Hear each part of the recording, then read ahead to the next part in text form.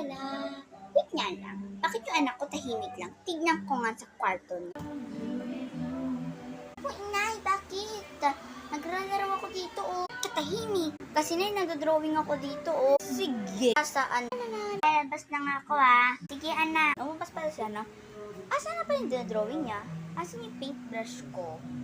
Yung ginagamit ko sa mukha ko. Uy, ito pala. Ano nga pala to? Bakit yung ginagamit ni anak? Di naman to akin. Kasi yung anak, akin yung peach. Ito naman color pink. Daddy?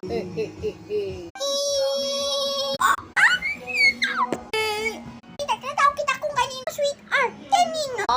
Dito yun yung pinapatusok sa puwet ng babae. Oo, akin to.